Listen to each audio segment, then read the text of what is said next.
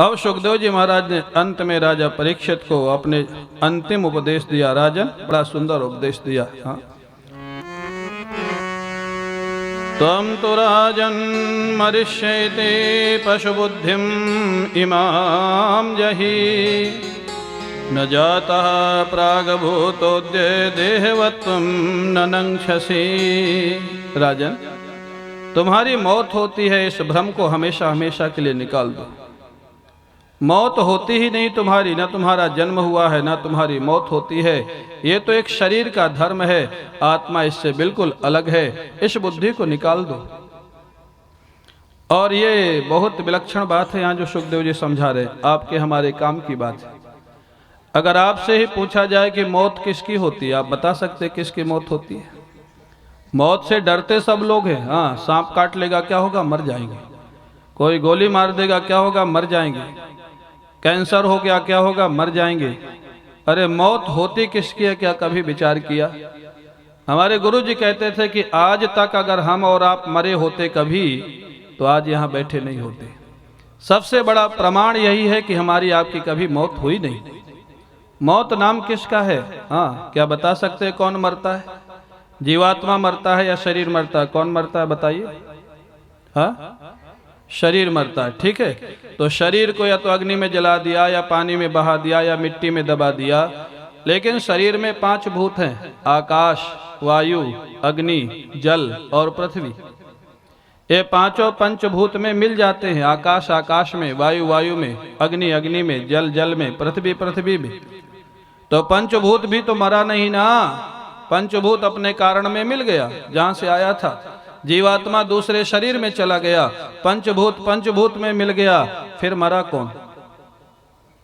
जीवात्मा की मौत होती नहीं। शरीर पंचभूत का बना है, वो पंचभूत में मिल जाता है। जैसे घड़ा टूटने के बाद मिट्टी में मिल जाता है, तो घड़ा क्या मर गया?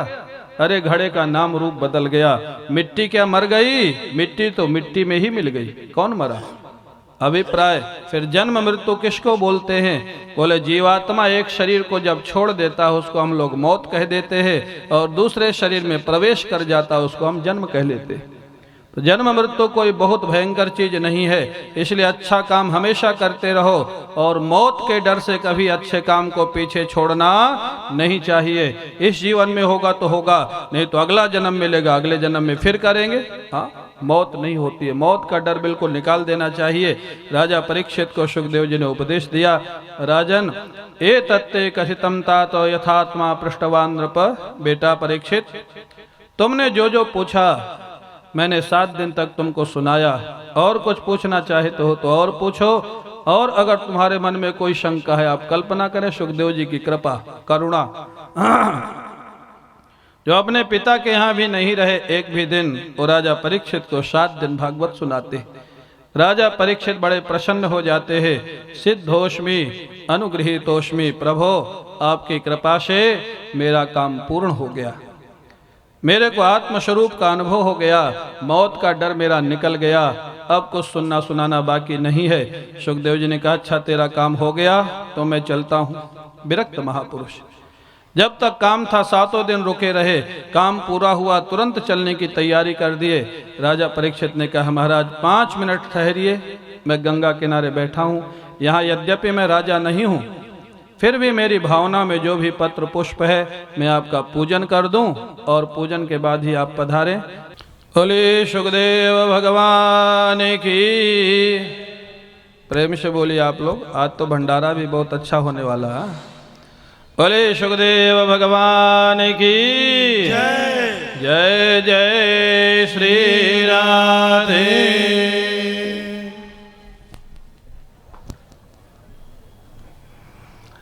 सुखदेव भगवान का पूजन होता है, और सुखदेव जी वहाँ से विदाई लेके चल पड़ते हैं। राजा परीक्षित ध्यान में बैठ जाते हैं। तक्षक ब्राह्मण का वेश बना के आता है, और तक्षक बन के राजा परीक्षित के शरीर को डस लेता है। ब्रह्मगति को उनको प्राप्ति होती है। जनमेजय जो उनका ज्येष्ठ पुत्र राजा है, राजा परीक्षित का, सर्पों से नाराज होकर के सर्पों को समाप्त करने के लिए सर्प याग करने लग जाते हैं।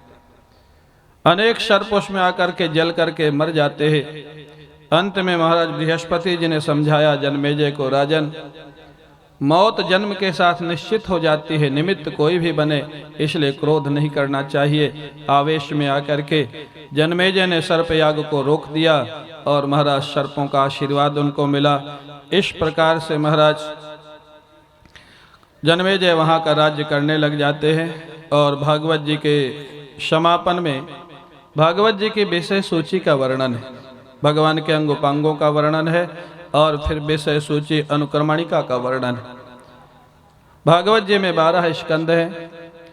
पहले स्कंद का नाम महाराज अधिकारी स्कंद है, जिसमें 3 प्रकार के वक्ता और 3 प्रकार के श्रोता है। दूसरे स्कंद का नाम साधन स्कंद है, जिसमें श्रवण को मुख्य साधन बताया गया और चतुश्लोकी भागवत का उपदेश। तीसरे स्कंद का नाम सर्ग है, जिसमें कपिल भगवान और महाराज वराह भगवान के अवतार की कथा है। चौथे स्कंद का नाम विसर्ग है, जिसमें धर्म अर्थ काम मोक्ष भगवान की कृपा से मिलते हैं, ये बताया गया। पांचवें स्कंद का नाम स्थिति है, जिसमें भगवान की व्यवस्था का वर्णन है। छठवें स्कंद का नाम पुष्टि है, जिसमें भगवान की कृपा का वर्णन है। सातवें स्कंद का नाम ऊति है, जिसमें दैव असुर और मानव के स्वभाव का वर्णन है। आठवें स्कंद का नाम मनवंतर है, जिसमें भगवान के अनेक अवतार वामन भगवान के अवतार का वर्णन है। नौवें स्कंद का नाम ईशानु कथा है, जिसमें भगवान श्री राम और श्री कृष्ण के जन्म की कथा का वर्णन है। 10वें स्कंद का नाम है निरोध, जिसमें भगवान कृष्ण की बहुत मनोहर बाल लीलाओं का वर्णन है, मथुरा लीला और द्वारिका लीला का वर्णन है। 11वें स्कंद का नाम है मुक्ति स्कंद, जिसमें भगवान का उद्धव जी को ज्ञान का उपदेश का वर्णन है और भगवान के स्वधाम गमन का वर्णन है। 12वें स्कंद का नाम है आश्रय, जिसमें सुखदेव जी का अंतिम उपदेश, सुखदेव जी की विदाई और महाराज जन्मेजय के महाराज राज्य का वर्णन और मार्कंडेय जी के प्रेर दर्शन का वर्णन है। इस प्रकार 12 स्कंद भागवत में पूर्ण होते हैं। आप कहेंगे बाद में सब क्यों सुनाया जाता है कि भागवत में क्या क्या है, पहले सुनाया जाना चाहिए। बोले भागवत की एक परंपरा है, जो लोग 7 दिन नहीं आ सके, आज कुछ लोग ऐसे आए होंगे जो 7 दिन पीछे 6 दिन नहीं आए होंगे, आज ही आए होंगे, तो बोले वो अगर इन भागवत की कथाओं का नाम भी सुन लें तो उनको भागवत सुनने का लाभ मिल जाता है, पुण्य मिल जाता है। तब जो लोग 7 दिन सुने हैं वो थोड़ा निराश हो रहे होंगे कि ये तो आज जो आए उन्होंने भी लाभ ले लिया और हम तो 7 दिन से सुन रहे हैं, तो बराबर कैसे हो गया। तो ये कहने का एक तरीका है। हाँ, वो पूरा लाभ तो उन्हीं को मिला जो 7 दिन तक सुने। बोले आज आए उनको क्या मिला, बोले आज जिन्होंने कथाओं के नाम सुन लिए, कभी भगवान की कृपा होगी तो पूरी कथा सुनने का भी उनका मन होगा, तब उनका भला होगा, लाभ होगा, कल्याण होगा। अंत में महाराज 2 श्लोक सबको बोलने होते हैं, मैं बोलूँगा उसके बाद आप बोलेंगे। ये श्रोता की मर्यादा को पूरा करने के लिए, क्यों श्रोता प्रश्न करता था तब वक्ता उसका जवाब देता था। आजकल वो परंपरा हम लोग नहीं चलाते हैं, क्यों। अब श्रोताओं को छूट दे दिए जाए कि आप पूछो उसके बाद भागवत हम सुनाएंगे, तो भागवत होगी कि रामायण होगी कि महाभारत होगा, ये कहना कठिन हो जाएगा। अब श्रोता अलग अलग प्रश्न पूछेंगे, क्या क्या पूछेंगे मालूम नहीं। तो 2 श्लोक हैं, बड़े सीधे सीधे श्लोक हैं, वो मैं आपको सुनाऊंगा और एक एक चरण बोलूंगा, पीछे से आप लोग बोलेंगे। भवे भवे यथा भक्ति, भवे भवे यथा भक्ति, पादयोस्तव जायते, पादयोस्तव जायते, तथा कुरुष्व देवेश, तथा कुरुष्व देवेश, नाथस्त्वं नो यतः प्रभो, नाथस्त्वं नो यतः प्रभो, भवे भवे यथा भक्तिः, भवे भवे यथा भक्तिः, पादयोस्तव जायते, पादयोस्तव जायते, तथा कुरुष्व देवेश, तथा कुरुष्व नाथस्त्वं नो यतः प्रभो नाथस्त्वं नो यतः प्रभो नाम संकीर्तनं यस्य नाम संकीर्तनं यस्य सर्वपापप्रणाशनं सर्वपापप्रणाशनं प्रणामो दुःखशमनः प्रणामो दुःखशमनः तं नमामि हरिं परम् तं नमामि हरिं परम् नाम संकीर्तनं यस्य नाम संकीर्तनं यस्य सर्वपापप्रणाशनं सर्वपापप्रणाशनं प्रणामो दुःखशमनः प्रणामो दुःखशमनः तं नमामि हरिं परम् तं नमामि हरिं परम् तं नमामि हरिं परम् नमामि हरिं परम् तं नमामि हरिं परम् नमामि हरिं परम् बोलिए भागवत भगवान की द्वारिकाधीश भगवान की रणछोड़ राय भगवान की सद्गुरुदेव भगवान की जय जय श्री राधे। इस प्रकार से ये सप्त दिवसीय आयोजन भागवत कथा सप्ताह आयोजन विश्राम की ओर जा रहा है। कथा समाप्त कभी नहीं होती है क्योंकि कथा पूर्ण कभी नहीं होती है। हरि अनंत, हरि कथा अनंता, भगवान की कथा अनंत है, भगवान अनंत है। आप लोगों ने बहुत प्रेम से मनु भाई के इस आयोजन में आकर के कथा का आनंद लिया और कथा का आनंद दिया। मेरे को थोड़ा यही डर था, गुजरात है और थोड़ा गांव का क्षेत्र है, लोग हिंदी ठीक से समझेंगे कि नहीं।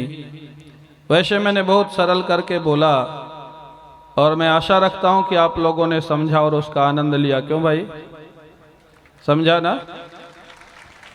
ये तालियां आपकी बता रही हैं कि आपने उसका आनंद लिया और उसको समझा, भगवान की कथा को। श्रीनाथ भगवान का दर्शन आज आपके सामने प्रकट है। सब लोग तालियों के साथ भगवान का स्वागत करें और प्रणाम करें भगवान को। तो महाराज, गुजरात में आकर के बहुत आनंद आया। आरती कुंज बिहारी की श्री गिरधर कृष्णमुरारी। आरती कुंज बिहारी की श्री गिरधर कृष्णमुरारी।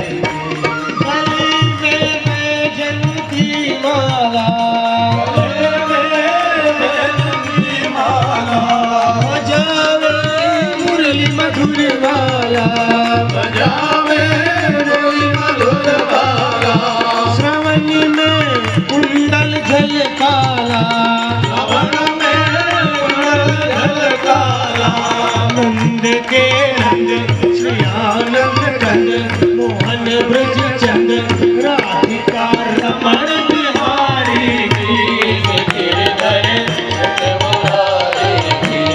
आरती कुंज बिहारी की गिरधर कृष्णमुरारी की। गगन समय अंग कांति काली, गगन समय अंग कांति काली। राधिका चमक रही आली, राधिका चमक रही आली।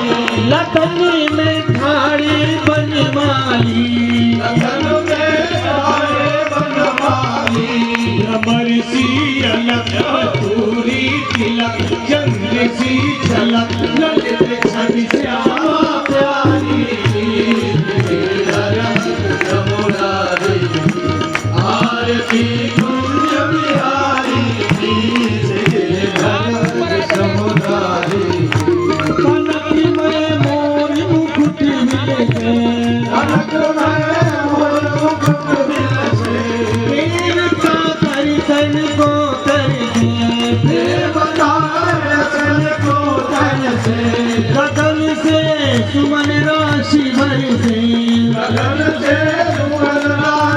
कान से बजे मूर्छंद मधुर मृदंग ग्वालिनी संग अतुल गति को कुमारी गिरिधर समुदारी भारती कुंज बिहारी गिरिधर समुदारी जहाँ ते प्रगट भई गंगा